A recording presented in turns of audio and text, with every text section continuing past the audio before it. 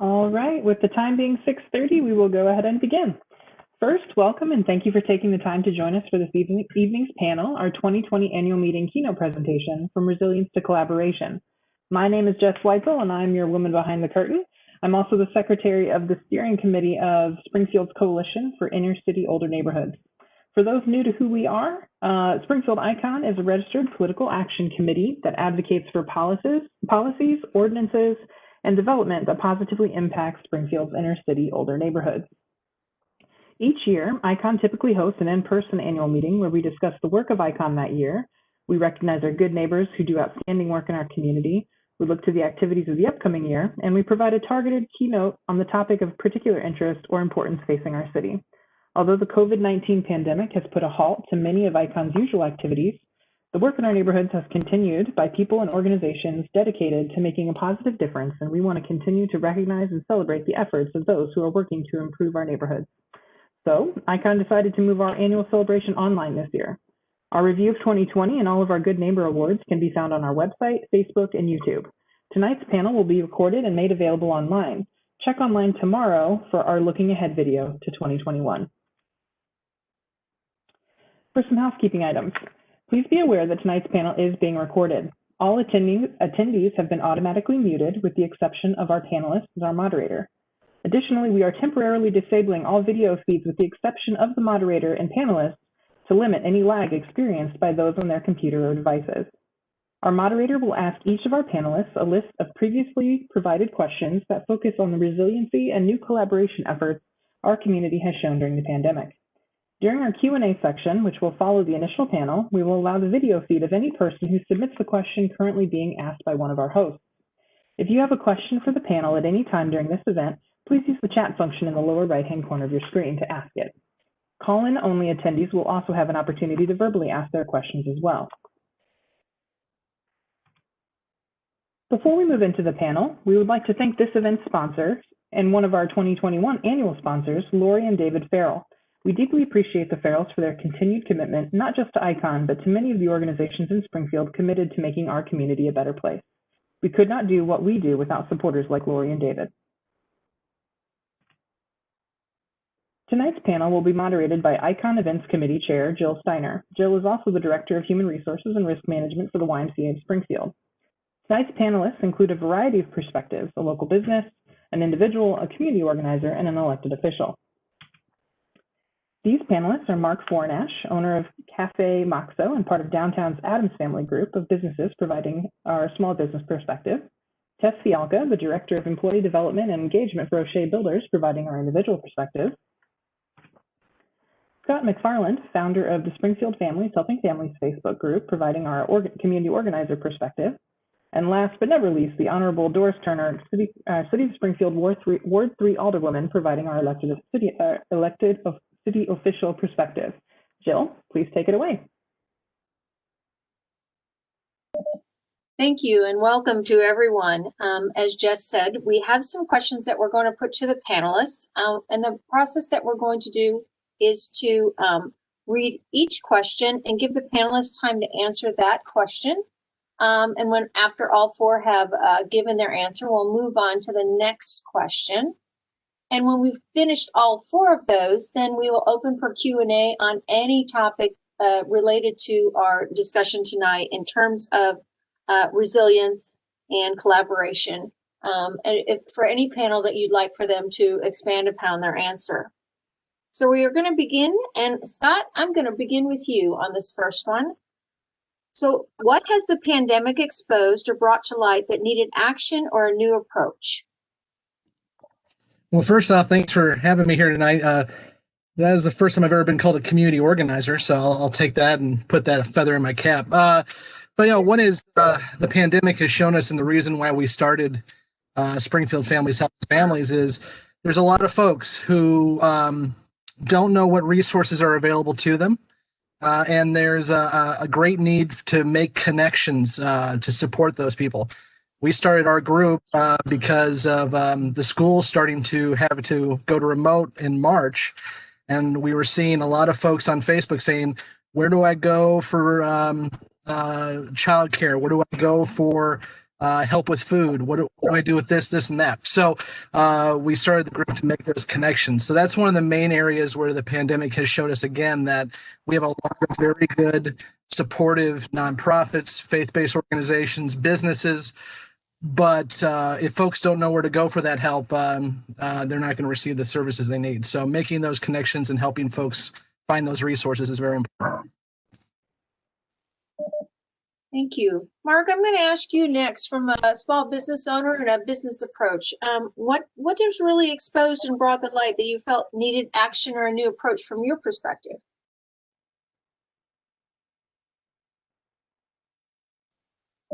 Mark, you'll need to unmute. We'll have to all get in practice of muting. There we go. How's that? Is that perfect? Are we good? Yes, that sounds great. Yeah, go ahead. So, I mean, I think from our approach, I think we found the deep need for, I think, a better connection with the residents in the city. You know, we saw what kind of a little bit this year has given us, and I think bringing to light the difference between the haves and the have-nots, and somehow trying to bring them together, obviously using things like what Scott was able to create, really allowed us an avenue to do that.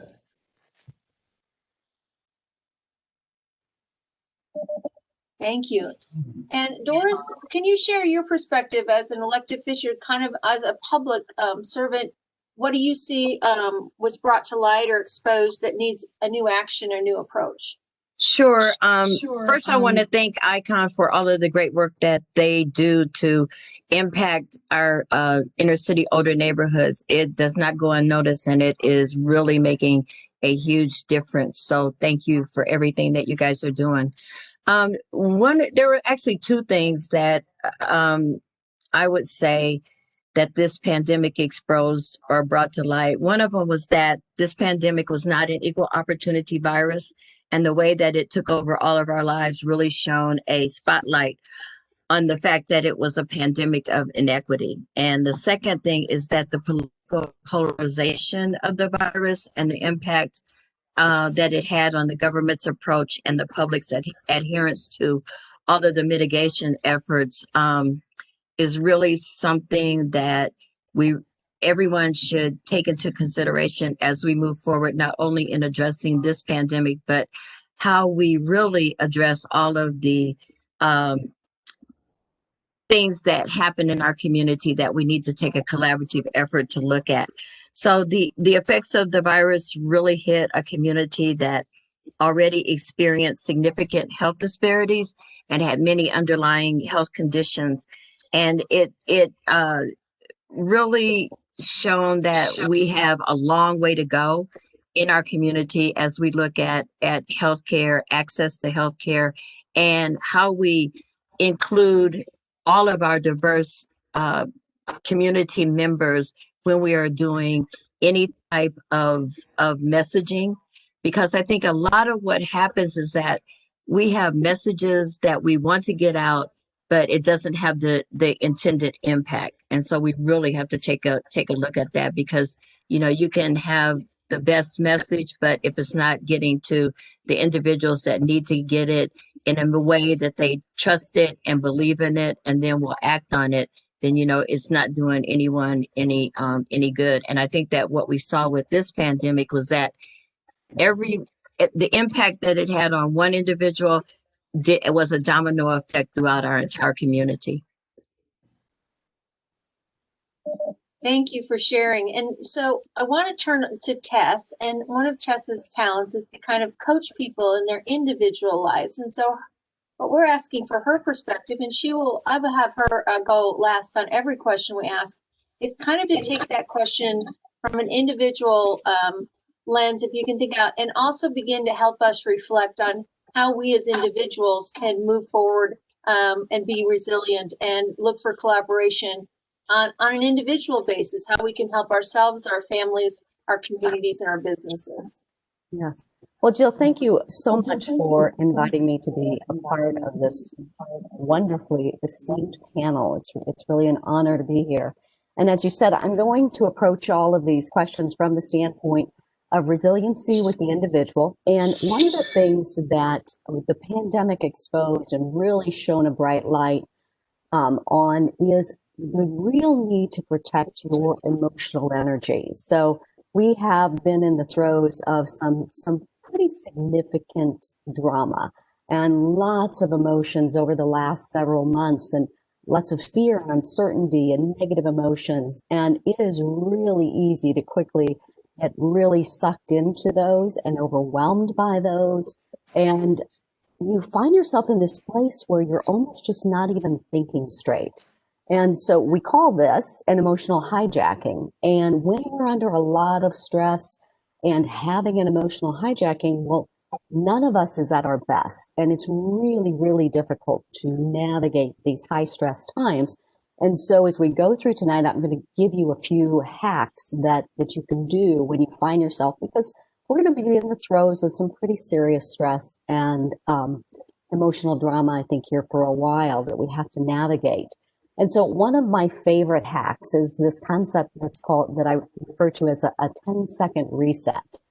And it's a really simple thing that you can do when you find like, wow, I'm getting really angry. I'm getting so frustrated. I'm feeling lost in the emotion of this situation. And what you do is simply for 10 seconds, focus on one physical sensation. One of the easiest things that I tell people to do is when you feel those emotions bubbling up, go to your feet. It sounds silly, but what you do is you just focus on, I'm going to tune into my feet in my shoes. And you just walk yourself through that. I can feel my feet. I can feel my toes. I can feel my socks. And what you're doing is you're actually resetting your brain. You're moving your brain out of that really scary emotional hijacking place. And you're shifting to a place where you can actually engage more effectively in complex problem solving. Thank you. That's very helpful. I'm going to start with our next question. Mark, I'm going to start with you on this one. Share with us the resilience you had to find, and what did it look like? Yeah, I mean, I would say the resilience that I had to find was just the focus completely on the light at the end of the tunnel. When we first got the call back in early March, that things were going to change from a business perspective, almost every business was affected by this. And the new norm, or the new way of running an operation, had to completely change 180 degrees. So the resilience I think that we saw was, how do we pivot what we've been doing for not that long, only a little bit over 13 years, so not that long, but how do you change everything that you knew and why you went into business and everything that you've done for the last 25, for me, 26 years of doing restaurants or doing food service or doing customer service? How do you figure that, and how do you change that to make sure that your business is resilient and it doesn't get impacted as dramatically as your neighbor's business or something like that? So I think I really went to, one of the things that I think was a great point. I really went to my inner penguin and was like, look, I have got to completely make sure that I'm as confident as I can with any decision that I have going forward. So I really think that's what helped us. And I think that's what made us make it through these last 8 months. Thank you.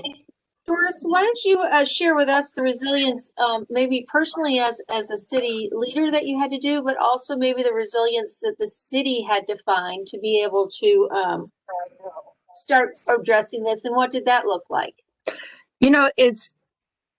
This was a very difficult time for everyone. So even though I'm a city alderwoman and had to look out for, how the city was going to deal with it, you look at it from the standpoint, I was also, a wife and a mother and a grandmother. So, I'm dealing with it from that perspective.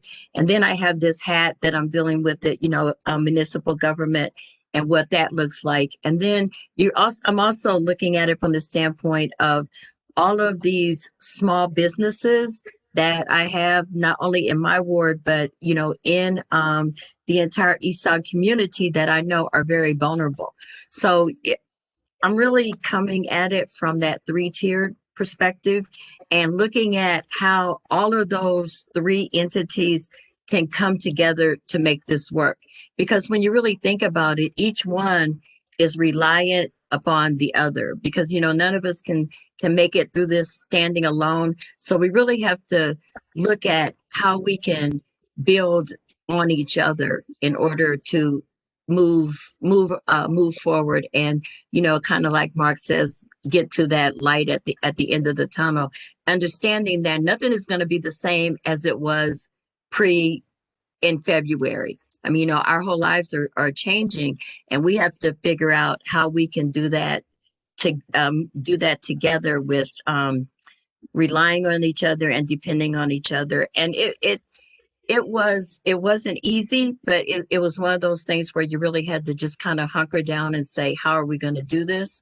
One of the things that I'm really proud of is how the city responded. I mean, we scoured every opportunity that we could find in order to put together a financial package where we could offer some some grant assistance to small businesses and some rental assistance.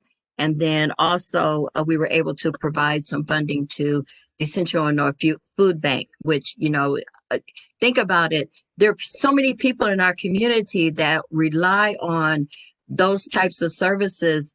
And now where you had maybe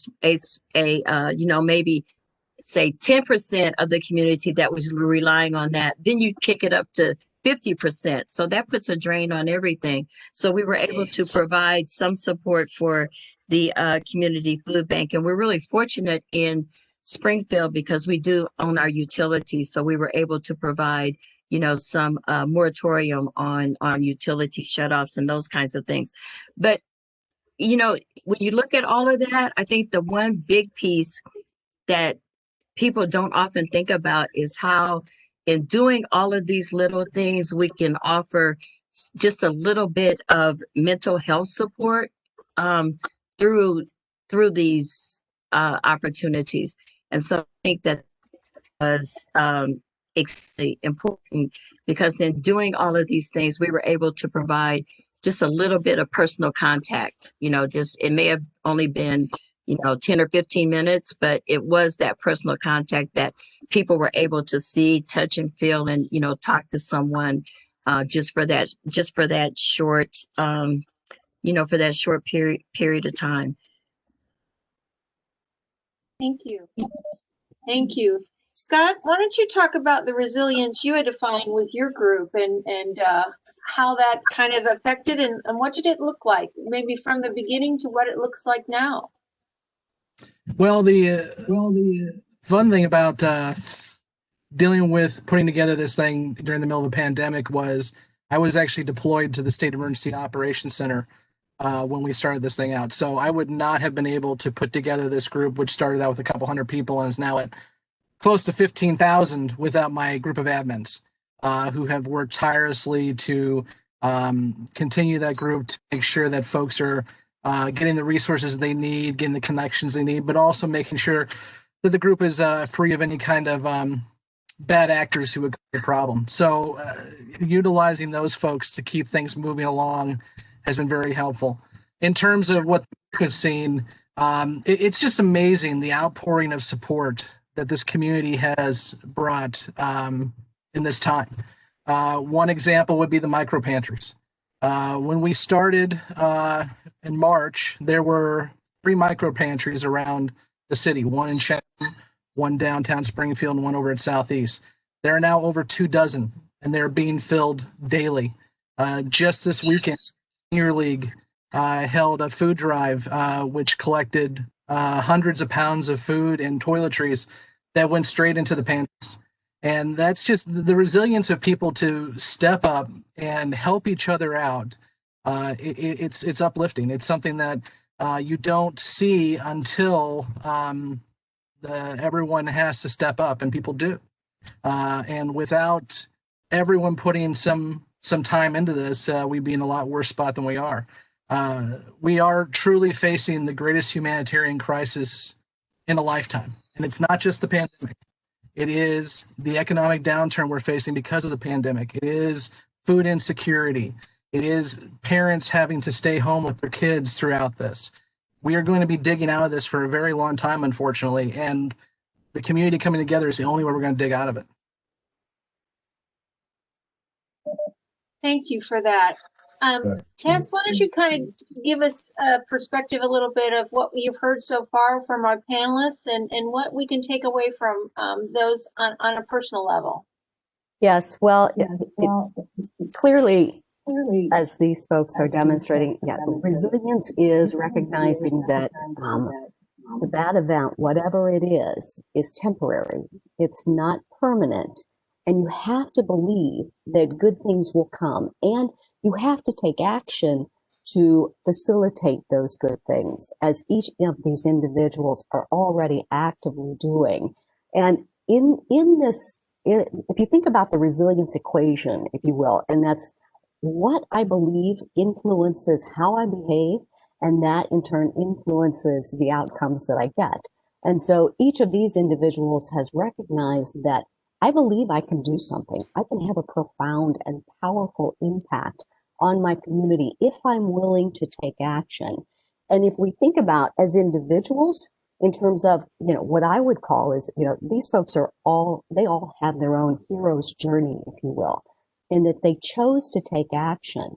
And as individuals, you can write your own hero story, if you will. And by that, I mean, it's an intentional effort where you look at the situation and you say, when I get to the other side of this pandemic, as I'm going to, and this economic crisis, as I'm going to, what story do I want to tell? Whether that's 2 years from now, 18 months from now, whatever it is. What is the story that I want to be able to tell? And if I think about, okay, so where was I before this crisis? And this is part of my story. And what are the tremendous challenges and struggles that you faced as part of your story?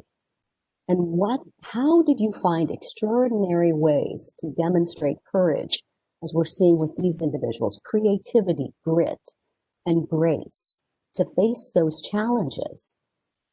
And as you tell this story, because you took this action, how are you better as a result? And so today, as we look at this situation as individuals and we think about, okay, so what's the hero story that I'm going to write? And what are three action steps that I can take to have an impact on my community, as we see in the example with Doris and Mark and Scott? I think grit and grace are two of the words that we see, and I think that it's kind of represented in as the panelists are sharing today. I'm going to turn to you first, Doris. You kind of spoke of this a little bit about the collaboration that comes together. You were talking about you had 3 hats on and you had to do that, and being able to kind of move through the different faces and needs that you had in your life about looking inward and looking outward and looking at the community as a whole. So I'm going to ask all of the panelists to just talk a little bit more about that collaboration. How do you move from that self-reliance and that action that I can do? Like Tess was saying, this is what I can do. And how do you get people to, or have you or will get people to help you? I mean, whether it's groups or other individuals. So talk a little bit, we'll start with Doris, just about collaboration and the role it plays in moving us forward. I think that Springfield is a very giving community. They just need to have the opportunity, and need to be asked. So I go back to, I spoke a little bit before about the business community, municipal government, and the community coming together and working together. And I think that we really saw that on display during this pandemic, and it's actually continuing. And what you saw was people who didn't have a lot, willing to share what they had for the greater good of the community. So we saw, businesses doing food giveaways. I mean, Cafe Moxo just did a major one, last week. That was phenomenal. And we have seen this from the very beginning. I know I partnered with several businesses and Alderman Gregory on several giveaways. And, we were looking to have donations and things from people and businesses that they were struggling themselves, but they were willing to share what they had. And as a result of that, we have probably provided upwards of 5,000 lunches and dinners to individuals. And each one of those dinners represents a personal interaction. So someone that maybe have been shut up in their home for that entire week, on Saturday, they could come out and get, a nutritious free dinner, but they could also see their friends, be able to just, wave and say hello and just know that, hey, there's a world out here and I'm not by myself. The other thing that was really kind of showing the light on this whole issue was the access to healthcare and collaborations with trusted members of the healthcare community. Because as you know, for this pandemic really hit minority communities disproportionately. And there's also always been issues with access and mistrust with that community and the healthcare system. So, I was able to reach out and pull together collaborations so that we were able to take testing out into the community in locations where people felt comfortable going. They were familiar locations with people there that they trusted, that they had interactions with, that they knew, and they felt safe and felt secure. So that was really major, having those testing sites where someone didn't have to go to a clinic or didn't have to go to the health department. They could go to their church. They could go to one of their, places that they go for meetings and those kinds of things. Someplace in their community with someone that they know, someone that looks like them. That was extremely important. And I think really that's when we saw this real turnaround with regard to how our testing numbers started to increase, because we actually were able to have that collaboration and take those tests out into the community. And then, the other thing is we saw how a lot of, I reached out to a lot of just average, everyday people in our community and did some collaborations with AARP and some other entities to do some mask up campaigns using social media. So it wasn't a doctor on there telling you should do it. It wasn't, the director of the health department. It wasn't the governor.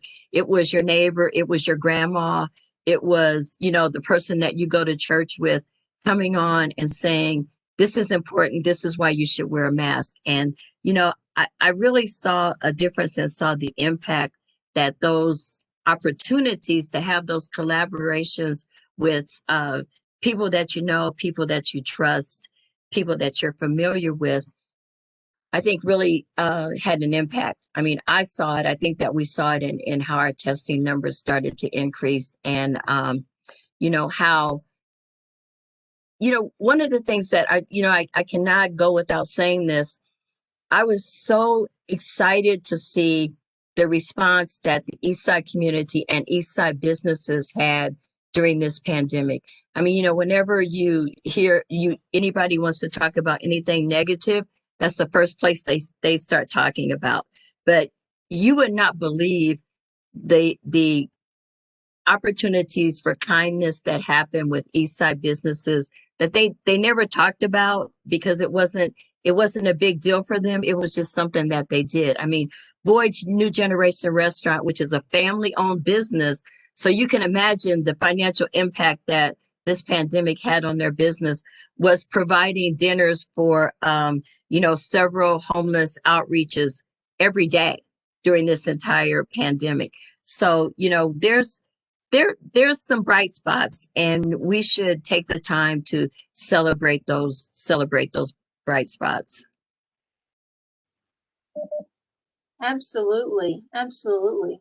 Scott, Doris really talked about some big groups that she could get together and leverage. But when we look at Springfield Families Helping Springfield, we're really looking at a community that wasn't there before, based on individuals, and really giving a platform for the things that Doris, a way to communicate that. So talk a little bit about the collaboration within the community you helped create.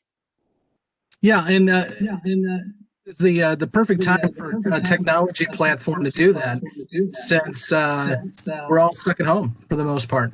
So as Doris mentioned, this is a way for people to have that personal contact when that may not happen on a daily basis, unfortunately.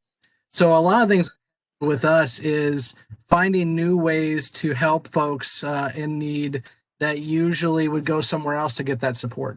So we have a lot of folks who are volunteering to take food from District 186 food supply drop-offs every day at the schools, and taking those to folks who don't have vehicles. So folks are still getting their meals for their kids. We've got other opportunities where folks will just post and say, hey, my son or daughter's having their birthday, and unfortunately they're not going to have a real birthday this year, so can people help out? And we just had one that was highlighted that the child got hundreds of birthday cards, and we've had folks show up and do parades in front of houses.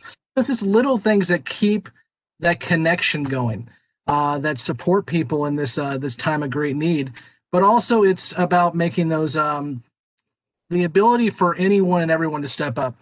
And I want to be very clear. I clicked the button to create the group, but that group wouldn't be anywhere where it is today without all the folks working very hard to keep it going and being able to step up and answer the calls for help that come out. Every few minutes we get a new post saying somebody needs something, and folks are stepping up and helping out. And it's starting to create offshoot groups that are, again, like I mentioned, the Micropantries, the volunteer runs for food. With Cafe Moxo this weekend, we had folks who were picking up meals and driving them out to folks who couldn't make it. So just little groups that are spinning off of this larger thing. So it's amazing to see how it continues to kind of grow on its own. Thank you. Well, Mark, you come at it from the business perspective, and in terms of collaboration, I don't know that there's one that's not more visible than the Adams Family Group, and the fact that Adams Street is closed in order to respond to this. So talk a little bit about the collaboration that took place to be able to give you the kind of platform and ability to serve the community. Yeah, absolutely. I mean, we are wildly excited. We're wildly lucky to have chosen, I think, a spot several years ago. There were so many locations that we looked at. And we just ended up getting a feeling when we came to Adams Street. For whatever it was worth, there wasn't a lot going on down in this section of the city at the time. And over the years, I just kept trying to push Adams Street, and trying to create a community within a community. We have the downtown district here, and in years past, you would look at, okay, in order to be successful moving forward, you need to go onto the square, or you need to go on to 6th Street, or you need to go on 5th Street. I think in order for everybody to be successful in the future, you have to be able to collaborate with other like-minded individuals, and you have to be a magnet. You have to be something that attracts that. I'm not the magnet. To be honest with you, I think it's the thought and the notion that downtown Springfield can be something extremely amazing, and it's on the right path. But it's getting other individuals working together. It's the gentleman with Buzz Bomb Brewing Company across the street from me, Kid Zeum across the street from me. We've had the gaps filled in on my sides here, whether it's Itty Bitty or it's Reverie or it's the Elf Shelf and Whimsy Tea Company. So it's finding other people that are just as excited to work with businesses as opposed to just working on your business. How do you lift the businesses up around you to try to navigate away from the empty storefronts that we all still see, I think, in this community? During the pandemic, especially, it was important to try to figure out how to work together to try something with the city where we would close our block down. We had the only block that was closed in all of downtown. And I think that was done with the help of a lot of individuals, including Alderwoman Doris Turner, in seeing the fact that, there are opportunities, I think, here to try to figure out how you can draw more attention to one area. You close the street down, you slow it down, and then you try to service from there out. And that was kind of our thing. Let's create this little home here on Adams. And then how do we spread our tentacles from here all over the community? Look, I'm going to be honest with you. To have my street closed down is not the best decision for Cafe Moxo. It doesn't make great sense not to have somebody be able to park out in front of your restaurant in a town that loves to not walk very far. So it's not a great business decision. It's totally against the thought of what any business person would want to do. And I was like, well, oh, heck yes, that's what we're going to do. We're going to get crazy, so we're going to draw attention to the fact that if we work together, we can still become a little bit of a destination. You may have to navigate a little bit, but there's a reason why Buzz Bomb's still open across the street. And there's a reason why I think that we're all looking forward to the return of the Kidseum across the street.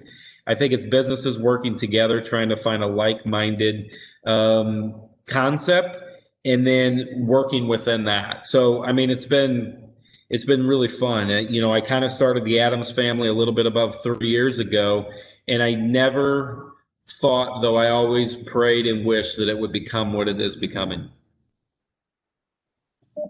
I think when you talk about that, what came to my mind, and Tess may reflect on this a little bit, but you think about people say, well, during the pandemic, I had to compromise, which compromise means everybody gives up something. But collaboration, when I hear you say that, where you just find like-member people and your goal is to lift up and move everybody forward, you get the positive of that. Tess, you want to speak to that a little bit? Yeah, the idea of all boats rise, and that when we help each other out, the whole community, when we collaborate together, the whole community rises up. And as Doris had talked about in that personal interaction and what she observed, that the unsung heroes and the folks out here, just every day, it's just part of their human nature, part of who they are, to step up and to help out their neighbor, and to Scott's point as well. And the meal drop-offs, and the ability for people to step up and looking for those opportunities where, how can I connect? And, back again to one of the first things that Doris said about the personal interaction, and how we are wired for connection, and we need that connection as human beings. And that's been one of the most difficult things about the pandemic, but the ways in which these folks in our community, the people in our community, have found the way to connect and to collaborate. And that's really the essence of a resilient community, because we look for those opportunities to have an impact when things feel very hopeless and feel very lost. Thank you, Tess. We're going to go to our last question. And Mark, I'm going to start with you, but this question for all of everybody is, we talked about seeing the light or getting to the other side. So let's talk about, what's the visions now that you've had this? Has this experience that you've had so far changed, how you're going to, what purposeful steps are you going to take that you want to continue? Things that you felt like you had to do to survive, but now you're like, oh, well, we should just keep doing this. So talk a little bit about that bright spot that's coming. Yeah, and we certainly hope that it's a bright spot for sure. You know what? I'm sitting in half of the restaurant that hasn't been open for months on end, and I actually had the conversation today with my general manager, and I said, I don't know if we need this whole half of the restaurant anymore. Does our whole business model change from where we were to where we are today and where we see the future. And to be honest with you, I think that we're going to keep the half of the restaurant here that's closed, and I want to keep that. And the biggest reason is there's a reason why ever since I was 4 years old, I wanted to own a restaurant. I love being around people. My social being, my social butterfly is one that I need that interaction. I need the camaraderie. I need the people coming in. And, you know, we've seen all the cycles of life here. We've seen life created. Unfortunately, we've seen life ending, and we see everything in between. You know, we've had people get married here. We've had people get engaged here. I don't know why you would do it over lunch, but you know what? More power to them. You know, I mean, so we've really seen all the joys that there are in life. And if every single one of us looks back at what we do in our lives, so many times we all may have a very large living room or a very large basement or something like that, but everybody is always huddled in the kitchen and or around the table, and traditionally there's also food. It is the nourishment of our body. It is also, I think, the nourishment of our soul to be able to share that with other people.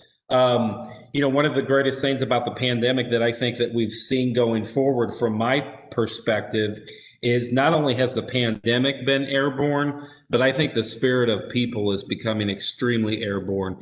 I think it is just contagious to go from helping to just coming in and running the business every day. Those days are gone. My idea of just coming in and schlepping through the day and running the business and throwing some sandwiches out in the bag and saying thank you are so, when I look back on that, there is so much more meaning in what we're able to do as a community here in Springfield that I think from Cafe Moxo 2.0 on, we're going to be so much more minded, I think, on our community. I think that's one of the greatest things that I've been able to center myself with is knowing that I have the resources, I can gather the resources, and I certainly have the energy and the desire to continue helping people the way that we have. I've always continued to hire what I think are great individuals, pay them way above minimum wage, way above what the state requires and what they're even going to require by the time 2027 comes around. We already hit that in 2009. So now it's time to start spreading that out and creating more of a, I think more of a community-minded focus that without everybody surrounding us, whether it's Adam's family, downtown, east side, west side, it doesn't matter. We are all one community, and I think we can figure out how to work better together. I think I'm still going to try to sell food, but yes. In between that, though. I hope you continue to sell food because it's delicious. Thank you for sharing that. Doris, you want to speak a little bit about next steps when we get on the other side? What are we keeping? You know, I think that we really have to keep the spirit of cooperation and family that this community has found. And I know that I mentioned Mark and what he did with his giveaway last week, but I do also have to acknowledge O'Shea Builders because they were real active in a couple of food giveaways that I was involved in. So thank you to O'Shea Builders for everything that they did and continue to do in our community. And that's what we really saw during this pandemic is everyone kind of moving out of what they normally do, moving out of their business model and stepping in to fill a void. So, you know, O'Shea Builders is used to building properties and those kinds of things, but, you know, they stepped in to fill a void and provided 300 lunches for a community that was in need. So I think that's what we saw, and we have to continue that. It's really important for the community to take ownership, personal ownership and personal responsibility and community responsibility. We have to continue doing that because a healthy community is a prosperous community. And the only way that we can be a healthy community is if each one throughout our community has the opportunity to become healthy and maintain their health. So I think we have to continue to review and take steps to address the deficiencies that I discussed earlier with regard to what the pandemic unfolded and, our health disparities in our community and our access to care. We can't just allow that to fall apart. We have to continue to foster that. The other thing that we have to do that I think is really important is we have to continue to build lasting relationships. So when the need arises, we're not struggling to identify those relationships. If we find them and maintain them, we're not searching for them when the need arises. When we need to identify how we can get more minority people tested, we're not struggling to find that opportunity. We have it, we hang on to it. That's one of the problems that I think we have in this community is that we're very reactive and not proactive. So I think one of the things that I hope will come out of this pandemic is that we will be more proactive and move forward in that vein.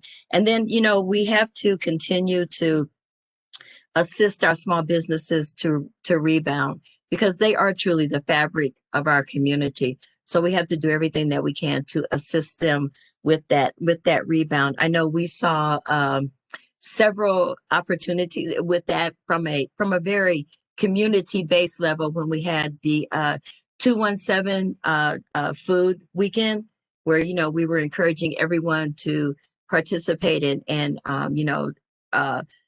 go to a restaurant that was in here locally. And then we did the one with the Black restaurant weekend. We have to continue to do those kinds of things and not make it be so much of a event, but just something that we do because these are good businesses and they have great food, they have great opportunities, and we want to help them become successful. So I think that we did a really good job with working from the city side to keep our workforce healthy and engaged, and that allowed us the opportunity to continue to provide essential services to our community. So I think that this will give us an opportunity to really assess our workforce and really take a look at how we can be a little bit more strategic in how we train and the opportunities that we provide our workforce, especially when you look at things like when we had to go to the work from home mode. Those are opportunities that may work for the long haul. And as a city, I think we have to be more we just have to be more progressive in the way that we look at how we utilize and train and deploy our workforce. Thank you, Doris. Scott, let's talk about Springfield Families Help in Springfield, about where you talked a little bit about it, but I think you've created something that is not going anywhere. Talk a little bit about that. Yeah, and I think I don't want to come off as a downer, but we all need to recognize as a community that this pandemic was not the cause of all of our social woes. It shined a light on the issues we already had. People before 2020 and after 2020, most of us are one or two paychecks from crisis. Food insecurity will continue. Homeless issues will continue. So the community needs to recognize that we showed as a group, as a Springfield community, and as the communities outside of Springfield have shown that we can step up and do more. We can support each other. The key is not to forget that when we all can take our masks off and start hanging out again. And so, yeah, we have said on our group that as long as there are folks who continue to look for help and look for resources and need support, we're going to continue to help that out. We're going to continue to keep it going. So we're just one little piece in a larger picture that comes to that it really deals with trying to make this a better community for everyone to live in. And I think we're moving in the right direction, but we can't stop. Not decide that, no, that was a really hard year. We're good now. No, we're not. We have a lot of work to do, and a lot of people need to continue to step up and help us out. Thank you, Scott.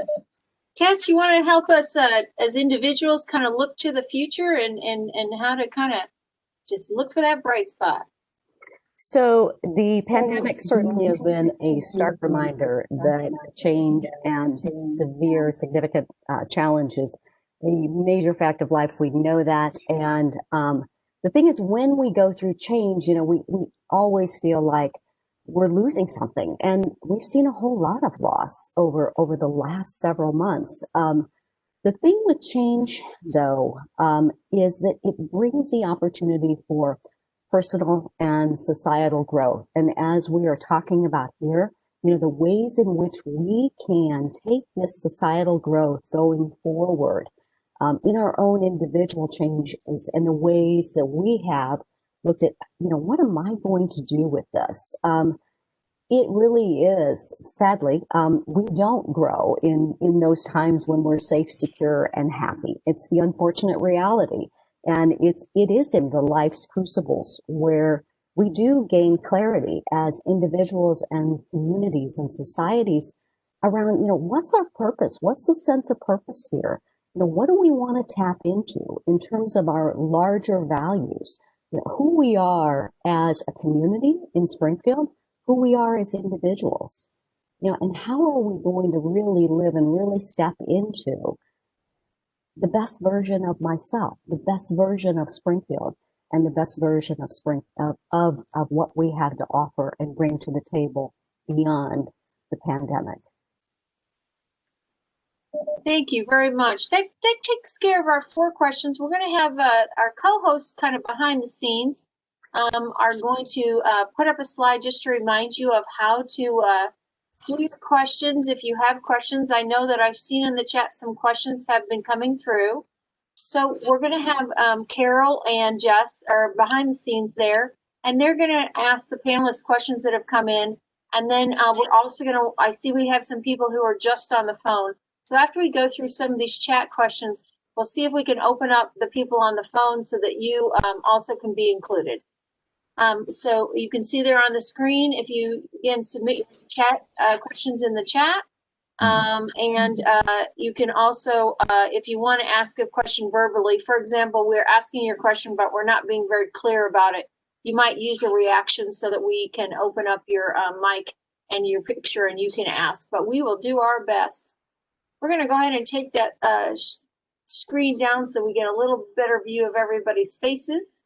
We'll go ahead and Jess or Carol, if you can go ahead and share a question that has come through. This is Carol, and I'm asking a question that was submitted by ICON member Marty Vandiver. And his question is for Alderwoman Doris Turner. Given the diverse groups of Springfield citizens demonstrating for civil rights and social justice in 2020, what new types of collaboration do you anticipate emerging in 2021? I was extremely excited to see the response that the Springfield community had with the protests over the summer. It was very different from what we saw and experienced in other communities, and I think that that's one thing that we can be very, very proud of. I was especially caught by the 3,000 car parade. It was very multicultural. It was very multi-generational. It was as diverse as you could possibly imagine. And then followed that up with the protests at the Capitol and the marches through downtown that was actually put together and organized by 3 high school students. That again, we saw such a diverse gathering of people it was very heartwarming because it wasn't the usual suspects, as I always say. It wasn't the people that you would normally see out beating the drum. These were different people of different ages, and I thought it was absolutely wonderful. And I have seen over the course of how that played out up until now, those diverse collaborations have really stuck, and they are coming together to do some fantastic things in this community that that I think will make Springfield a better place, not only for my kids and grandkids, but for many generations to come. We saw the Black Lives Matter Springfield group that really started off with just maybe two people that brought that together, and then now you see how that has grown. And then there have been some other groups that have come together working on education issues. There's some other groups that have come together that are working on how we can address systemic racism in our community with regard to the renaming of landmarks and those kinds of things. So what we saw over the summer has had a lasting effect, and I'm really excited about that. And I think that what we have to do is we have to get to a place where we understand that it's not always all about us. And just because we're the elected officials sitting in that chair, or just because we have, been seen as the leaders of Springfield, we have to move aside and make room for other people coming on so that they have, fresh ideas and a different group of people coming to the forefront. So I'm excited about what's happening in our city. I think, Doris, it's sort of what I hear you saying. People have talked about, you all have kind of expressed this, but it's like we've got that first stitch in a new fabric for our community, and we'll just have to keep that growing. We have another question from the group. From another ICON member, and this one is for Mark Warnash. Based on your experiences collaborating with Adams family businesses during the pandemic, what ideas could you share with other Springfield businesses that would improve their operations going forward? Yeah, that's a great question, because I don't even know what the heck I've done. No, I mean for real though, it's for me.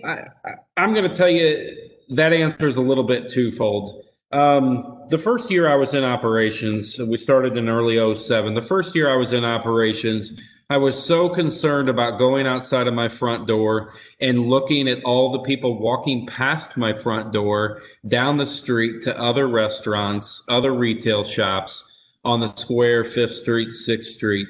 I think the day in 2008 that it finally clicked for me was the less that I worry about what is happening and what is not happening in my business, and completely focus on the people that are inside my business that took time to come in, the light bulb went off.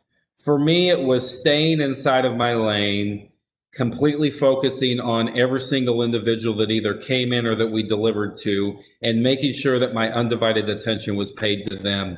From there, it started to snowball. And I think that's what you see with a lot of the other Adams family businesses here during the pandemic. We focus completely on the people that are coming to our block, and making sure that they have some sort of a good, positive experience. Maybe it's from the tent that I'm looking at outside right now that has a lot of people in it, and it's not that warm outside. They have winter coats on and a couple of sock caps. Maybe it's the people shopping at my neighbors. But I think it's trying to figure out how. I don't think there's one thing. I think there's a feeling. There's a sense of belonging that you get when you come onto our street, and making sure that every single transaction that happens on our street. One of the things that I talk to other Adams family businesses is, how do you make sure that that person gets your complete undivided attention the whole time? I would say in closing, there's the high potential that there's going to be a very large operation opening catty corner from us called the Public Market. And they're doing some fundraising and some things now, and they have some really, really, really good plans. But the first thing that I did was I reached out to them and said, well, let's talk. Let's try to figure out how to bring your business to downtown, and let's try to figure out how to keep your business on Adams.